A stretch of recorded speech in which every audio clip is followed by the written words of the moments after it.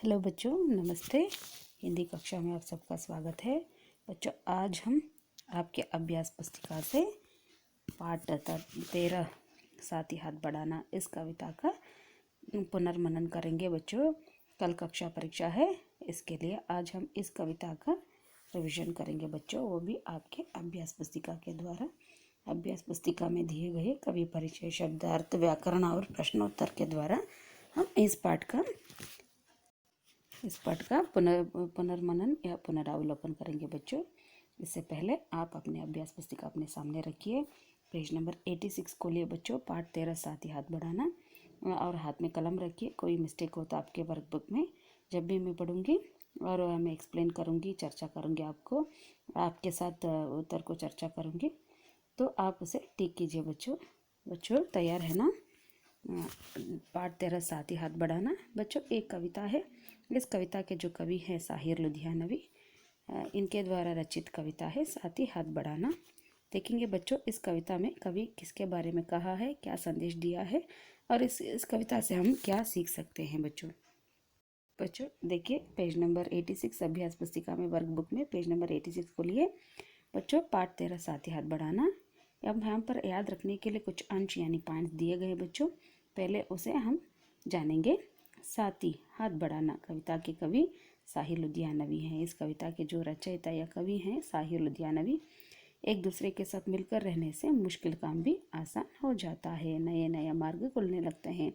बच्चों, इस कविता में कवि यह कहते हैं कि इंसान एक दूसरे के साथ मिलकर काम करने से कोई भी मुश्किल काम हो, कोई कठिन काम हो, वो आसान हो जाता है। जब हम मिलजुल कर एक दूसरे के साथ हाथ में हाथ मिला के काम करने से और नए नए मार्ग यानी रास्ता खुलने लगते हैं, हमें नए नए जो उपाय सूझने लगते हैं। बच्चों, तीसरा जो पॉइंट है, इस कविता में मिलजुल कर रहने से प्राप्त होने वाला या होने वाले परिणामों के बारे में बताया गया है।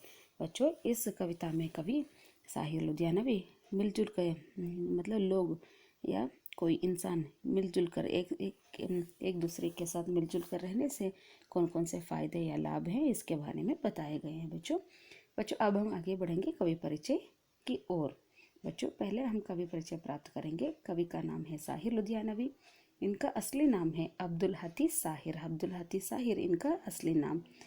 साहित्य के क्षेत्र में इनका नाम पड़ा साहिर लुधियानवी। और इनका जन्म 8 मार्च 1921 यानी 1921, 8 मार्च 1921 में इनका जन्म हुआ था। देहांत जब 25 अक्टूबर यानी 25 अक्टूबर 1980 यानी बच्चों बताइए 1980, इसे कहते हैं अंग्रेजी में 1980 में इनका देहांत हुआ, इनकी मृत्यु हुई। बच्चों, साहिर लुधियानवी बहुत बड़े डैश तथा डैश थे। साहिर लुधियानवी न केवल कवि और गीतकार भी थे। गीत लिखते थे बच्चों, गाते थे। एक ही बड़े गीतकार, कवि के साथ साथ एक बड़े गीतकार भी थे। और बम्बई में साहिर डैश पत्रिका का संपादक रहे। ये बम्बई में साहिर लुधियानवी बम्बई में उर्दू पत्रिका के संपादक यानी एडिटर बने रहे थे। एडिटर के रूप में काम कर रहे थे बच्चों। उर्दू पत्रिका, उर्दू भाषा की जो पत्रिका के संपादक रहे। 1964 और 1987 में साहिर लुधियानवी जी को 2 बार फिल्म फेयर सर्वश्रेष्ठ गीतकार पुरस्कार प्राप्त हुआ था या मिला था। बच्चों, साहिर लुधियानवी को 1964 में और 1977 में साहिर लुधियानवी जी को 2 बार फिल्म फेयर सर्वश्रेष्ठ गीतकार के जो पुरस्कार प्राप्त हुआ था उनको मिला था। बच्चों यह था साहिर लुधियानवी जी का परिचय। आशा करती हूँ कि आपको समझ में आया होगा। अब हम आगे बढ़ेंगे। मुख्य प्रश्न 1 यानी फर्स्ट मेन, शब्दार्थ लिखिए। बच्चों, इस कविता में कुछ नए शब्द आए हैं, उसके अर्थ हम जानेंगे अभी। भोज यानी भार, और एक शब्द है वजन। कदम बढ़ाना यानी आगे आगे बढ़ना या आगे चलना। बच्चों, आगे बढ़ना या आगे चलना। फौलादी यानी लोहा, इंग्लिश में अंग्रेजी में इसे आयरन कहते हैं। मजबूत यानी स्ट्रांग। बच्चों, सीना इसका अर्थ है छाती। और गैर इसका अर्थ है पराया। मंजिल लक्ष्य या गंतव्य या मुकाम, लक्ष्य। बच्चों, मंजिल का अर्थ है लक्ष्य। नेक यानी अच्छा या उत्तम। या अच्छा नेक का जो अर्थ है नेक यानी अर्थ अच्छा या उत्तम। दरिया इसका अर्थ है नदी। अब हम देखेंगे दूसरा जो मुख्य प्रश्न व्याकरण। बच्चों यहाँ पर कुछ व्याकरण दिए गए हैं, हम देखेंगे। तुक वाले शब्दों को चुनकर लिखिए, यानी बच्चों पाठ में आए हुए तुक वाले शब्द यानी राइमिंग वर्ड्स को चुनकर लिखना है। जैसे बढ़ाया, चुकाया। बच्चों ये राइमिंग वर्ड्स हैं, तुक वाले शब्द हैं। एक उदाहरण यहाँ पर दिया गया है, उसी तरह बाकी शब्दों के लिए हम तुक वाले शब्द को लिखना है। जैसे बा है, इसका जो तुक वाले शब्द है रा है। डरना, करना, एक, अनेक, पर्वत, किस्मत। बच्चों ये इस पाठ में आए हुए तुक वाले शब्द हैं। अब हम दूसरा प्रश्न देखेंगे। मुहावरे का मतलब क्या है? निम्नलिखित मुहावरे का अर्थ लिखिए। बच्चों मुहावरे का अर्थ है एक साधारण अर्थ के बदले में विशेष अर्थ देने वाले वाक्यांश या वाक्य को हम मुहावरे कहते हैं। जब हम उस वाक्य को पढ़ते हैं वो साधारण वाक्य के बदले में विशेष अर्थ हमें बताता है, तो उस वाक्यांश को ऐसे वाक्यांश को हम मुहावरे कहते हैं। उदाहरण के लिए यहाँ पर हाथ बढ़ाना, यहाँ पर दो शब्द दिए हैं बच्चों। इसका अर्थ है सहयोग देना या मदद करना। सहयोग देना या मदद करना। बोझ उठाना, जिम्मेदारी लेना, किसी काम का जो भार लेना, किसी काम की जिम्मेदारी लेना, इसे कहते हैं बोझ उठाना। या इसका अर्थ है भार उठाना, वजन उठाना। बच्चों ये वजन उठाना, भार उठाना, ये इसका जो अर्थ है कि कोई काम या कोई जिम्मेदारी को लेना, इसे कहते हैं बोझ उठाना। बच्चों आगे बढ़ेंगे बच्चों पेज नंबर 87 की ओर। अब मैं मुहावरों के अर्थ को आगे पढ़ रही हूँ। देखिए, शीश झुकाना, इसका अर्थ है विनम्र होना, नतमस्तक होना। जब हम बड़ों के सामने जाते हैं तो उनको गौरवपूर्वक क्या करते हैं? शीश झुकाते हैं। शीश झुकाना यानी उनको गौरव दिखाना, नतमस्तक होना या सिर झुकाना भी कहते हैं बच्चों। राहें पैदा करना, नए मार्ग ढूंढना, नए रास्ते ढूंढना। राई यहाँ पर गई दी है बच्चों, स्पेलिंग मिस्टेक है, इसे टिक करो, टेक्स्ट बुक से देखकर इसे टिक करो। राई मिलकर पर्वत बनना, यानी छोटी छोटी बातों से बड़ा परिणाम निकलना। राई का पहाड़ बनना, पर्वत बनना, इसे कहते हैं राई मिलकर पर्वत। राई बहुत छोटी जो चीज़ है, लेकिन एक एक करके वो एक एक मिले तो बहुत बड़ा पर्वत भी बन सकता है बच्चों। इसी तरह छोटी बातें करके हम उसे टाल नहीं सकते बच्चों। कुछ समय छोटी छोटी बातों से बड़ा परिणाम भी निकल जाता है बच्चों। 9-2-11 होना, इसका अर्थ है भाग जाना, गायब होना। जब पुलिस आता है तो पुलिस को देखकर चोर 9-2-11 हो जाता है, इसका अर्थ है वो भाग जाता है, वो गायब हो जाता है। यही इस मुहावरे का अर्थ है। मुंह से फूल झड़ना, यानी मीठी वचन या प्रिय वचन या बात बोलना या प्रिय बात बोलना या मीठे से बात करना बच्चों, इसे कहते हैं मुंह से फूल झड़ना। हवा से बातें करना, बहुत तेज दौड़ना। घोड़ा हवा से बातें करता है, इसका अर्थ है घोड़ा बहुत तेज दौड़ता है। मिट्टी में मिल जाना यानी नष्ट हो जाना या मर जाना, ऐसे जो अर्थ मिलता है बच्चों। 19-20 का अंतर होना, या 19 और 20 का जो अंतर बहुत कम अंतर है, डिफरेंस है, तो इसे कहते हैं बहुत कम अंतर होना। 19-20 का अर्थ इस मुहावरे का अर्थ है बहुत कम अंतर होना, अंतर यानी डिफरेंस होना। अब हम मुख्य प्रश्न तीसरा थर्ड में देखेंगे बच्चों, अनुरूपता। बच्चों अनुरूपता में देखो पहला जो प्रश्न है बढ़ना, बढ़ाना। देखो बढ़ने के लिए जो प्रथम प्रेरणार्थक क्रिया रूप है बढ़ाना, और उसी तरह उठना जो क्रिया शब्द है इसका जो प्रथम प्रेरणार्थक क्रिया रूप लिखना है वो है उठाना। उठना, उठाना। द्वितीय प्रेरणार्थक रूप होगा उठवाना। बच्चों दूसरा जो प्रश्न है चट्टान, इसका जो अर्थ लिखना है जैसे पहाड़, चट्टान का अर्थ है पहाड़। मेहनत, इसका अर्थ है परिश्रम, मेहनत का अर्थ है परिश्रम। तीसरा प्रश्न है एक एक कतरा, कतरा यानी बूंद बच्चों, कतरा यानी पानी के जो बूंद है उसे कतरा कहते हैं। एक एक बूंद मिलके क्या बनता है बच्चों? दरिया, दरिया यानी नदी। उसी तरह एक एक राई मिलकर क्या बनता है? पर्वत या पहाड़ बनता है। एक एक राई, राई यानी सरसों, मस्टर्ड कहते हैं बच्चों अंग्रेजी में, इंग्लिश में। एक एक राई मिले तो पर्वत भी बन सकता है या पहाड़ भी बन सकता है। चौथा जो प्रश्न है फोर्थ को जो क्वेश्चन है अपना, पराया। यहाँ पर विलोम शब्द दिए हैं बच्चा, अपना का विलोम शब्द है पराया। और इसका और उसी तरह डर, इसका जो विलोम शब्द है निडर, जिसे मतलब डर ना होना, ऐसे कहते हैं निडर। बच्चों ये थे अनुरूपता। अब हम आगे बढ़ेंगे मुख्य प्रश्न चौथा यानी फोर्थ मेन की ओर। परिवार के और भी कई सदस्य होते हैं, यानी परिवार में यानी बहुत सारे सदस्य होते हैं, जैसे माता पिता, भाई बहन हो, दादा दादी हो, नाना नानी हो, ऐसे चाचा चाची हो, ऐसे बहुत सारे सदस्य होते हैं परिवार में। तो इन सबको मिला के ही एक परिवार बनता है बच्चों। उसी तरह दादा दादी आदि, पापा के पापा यानी आपके पिताजी के पिताजी को दादा कहा जाता है। इसी तरह यहाँ पर ब्रैकेट में या कोष्टक में कुछ रिश्तों का नाम दिए हैं बच्चों। उन नामों को हम यहाँ पर खाली जो जगह यहाँ पर है ना वहाँ पर लिखना है, जैसे रिश्तों का नाम लिखना है। पहला देखेंगे, पिताजी की माँ को क्या कहते हैं, दादी। उसी तरह पिताजी के बड़े भाई को क्या कहते हैं, ताऊ। पिताजी की बहन, आपके पिताजी की बहन होगी ना बच्चों, उसको उनको क्या कहते हैं, बुआ। पिताजी के छोटे भाई को चाचा, पिताजी के छोटे भाई को क्या कहते हैं, चाचा। माँ के पिताजी को क्या कहते हैं बच्चों, नाना। आपकी माँ है ना, आपकी माँ के जो पिताजी, उनके पिता को क्या कहते हैं, नाना। माँ की माँ को नानी। इसी तरह माँ के भाई को क्या कहते हैं, मामा। माँ की बहन को मौसी कहते हैं। बच्चों ये इस तरह हम रिश्तों का नाम को सीख सकते हैं या रिश्तों को पहचान सकते हैं। बच्चों अब हम आगे बढ़ेंगे।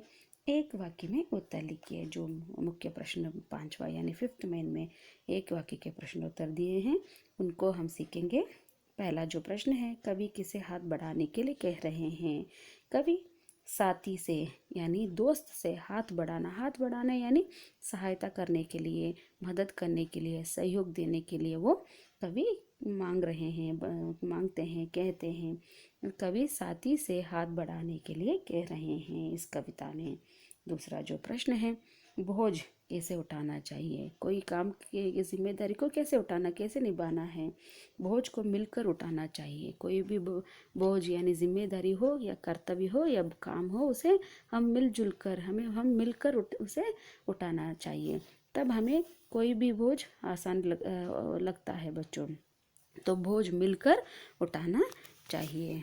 बच्चों अब हम आगे बढ़ेंगे पेज नंबर 88 की ओर। देखो बच्चों, तीसरा जो प्रश्न है, सागर ने रास्ता कब छोड़ा। इस कविता के अनुसार कवि कहते हैं, सागर ने रास्ता मिलकर कदम बढ़ाने से छोड़ा।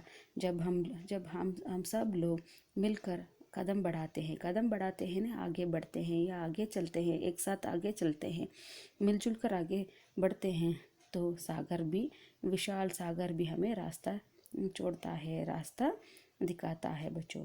सागर ने रास्ता मिलकर कदम बढ़ाने से छोड़ा। बच्चों अब हम चौथा प्रश्न यानी फोर्थ क्वेश्चन देखेंगे। हम अगर चाहे तो कहाँ राहें पैदा कर सकते हैं। अगर हम चाहे तो, हम मन किए तो कहाँ रास्ते या राहें यानी मार्ग पैदा कर सकते हैं। हम अगर चाहे तो चट्टानों में यानी पहाड़ों में, बड़े बड़े पत्थरों में भी राहें पैदा कर सकते हैं। पहाड़ों में भी रास्ते बना के हम आगे बढ़ सकते हैं, या रास्ता या राहें या मार्ग बना सकते हैं। हम अगर चाहे तो चट्टानों में यानी पहाड़ों में राहें पैदा कर सकते हैं। पांचवा जो प्रश्न है, अपनी मंजिल कैसी मंजिल है।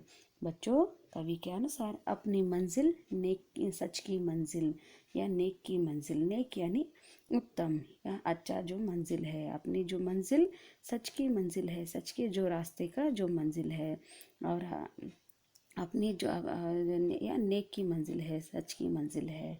बच्चों अब हम देखेंगे छठवां प्रश्न, राई एक से एक मिले तो क्या बन सकती है। बच्चों अब हम आगे बढ़ेंगे। छठवां जो प्रश्न है, राई एक से एक मिले तो क्या बन सकती है। बच्चों उत्तर है राई एक से, या राई यानी सरसों, मस्टर्ड। एक से एक बहुत छोटी सी चीज़ है, फिर भी एक से एक मिले तो पर्वत बन सकती है। एक एक करके मिले तो वो पर्वत भी या पहाड़ भी बन सकती है। सातवां जो प्रश्न है, किस्मत को कैसे अपने वश में कर सकते। किस्मत यानी नसीब, यानी अपने भाग्य को कैसे अपने वश यानी अपने नियंत्रण में, अपने हाथों में कर सकते हैं। इसका उत्तर है किस्मत को इंसान की एकता से अपने वश में कर सकते हैं। जब इंसान एक से एक मिलकर काम करने लगते हैं या एक से एक मिलजुल कर रहते हैं तो किस्मत को भी, नसीब को भी, अपनी भाग्य को भी अपने वश यानी अपने हाथों में, अपने नियंत्रण में कर सकते हैं। हम जैसा चाहे वैसे हमारी जो किस्मत को बदल सकते हैं बच्चों। यह है कि 7वां प्रश्न का जो उत्तर है किस्मत को इंसान की एकता से अपने वश में कर सकते हैं बच्चों। अब ये थे एक वाक्य के प्रश्नोत्तर। मैं आशा करती हूँ आपको समझ में आया होगा। एक बार ध्यानपूर्वक इन प्रश्नोत्तर को पढ़िए बच्चों। बाद में अब हम 6वां जो प्रश्न है यानी 6th में 2-3 वाक्यों में उत्तर लिखे। यहाँ पर 2-3 वाक्य में उत्तर लिखने का जो प्रश्न दिए हैं उनको देखेंगे। पहला जो प्रश्न है, हम मेहनत करने वाले मिलकर कदम बढ़ाते हैं तो क्या क्या हो सकता है। जब इंसान मेहनत करने वाले या परिश्रम करने वाले लोग एक साथ मिलकर आगे चलते हैं या तो आगे बढ़ते हैं तो क्या परिणाम होगा, क्या फ़ायदा होगा। उत्तर देखेंगे बच्चों। मैं पढ़ूंगी, आप ध्यानपूर्वक इसे देखिए। हम मेहनत करने वाले मिलकर कदम बढ़ाते हैं तो सागर भी रास्ता छोड़ देता है, पर्वत सिर झुकाते हैं और चाहे तो चट्टानों में राहें पैदा कर सकते हैं। बच्चों, इस कविता में कवि इस तरह कहते हैं, जब भी मेहनत करने वाले यानी परिश्रम करने वाले मिलकर या मतलब एक साथ मिलकर कदम बढ़ाना यानी आगे बढ़ते हैं, आगे चलते हैं तो एक साथ चलते हैं तो विशाल सागर भी, बड़ा सा सागर भी उनको रास्ता छोड़ देता है और उनके सामने पर्वत सिर झुकाते हैं। वो गौरवपूर्वक उनके सामने पर्वत भी सिर झुकाना यानी नतमस्तक होता है। और चाहे तो ऐसे लोग चट्टानों में यानी पहाड़ों में राहें यानी मार्ग भी पैदा कर सकते हैं बच्चों। यह था इस प्रश्न का जो उत्तर बच्चों अर्थ है। बच्चों आगे हम बढ़ेंगे। दूसरा जो मुख्य प्रश्न है, दूसरा जो प्रश्न है 2-3 वाक्यों में एक से एक मिलने का परिणाम क्या होगा। एक से एक मिलने का परिणाम यह होगा कि कतरा कतरा एक से एक मिले तो दरिया बन जाता है, राई एक से एक मिले तो पर्वत यानी पर्वत बन सकती है या पहाड़ बन सकती है। बच्चों, एक से एक मिलने से कतरा कतरा यानी पानी के जो बूंदे एक से एक मिलने पर नदी बन जाती है बच्चों, है ना। जब बारिश के पानी एक से एक साथ जब बारिश होती है तो एक एक बूंदे मिलकर नदी के रूप में बहती है। तो इसी तरह राई यानी सरसों यानी मस्टर्ड एक से एक मिले तो बड़ा पर्वत या पहाड़ भी बन सकती है बच्चों। ये एक से एक मिलके काम करने का जो परिणाम है बच्चों। अब हम आगे बढ़ेंगे पेज नंबर 89 की ओर। यहाँ पर कुछ काली जगह दिए हैं यानी पद्य के कुछ पंक्तियों का, यहाँ पर कविता की जो कुछ पंक्तियाँ यहाँ पर दिए गए हैं उनमें से काली जगह को हम सही शब्दों से भरना है। पहले मैं पढ़ूंगी, आप ध्यान से देखो और सुनो बच्चों। एक डैश तक जाएगा। बच्चों यहाँ पर चक दिए हैं, उसे थक करो, उसे तक करके बदलिए बच्चों, टिक कीजिए। एक अकेला थक जाएगा, उत्तर है अकेला।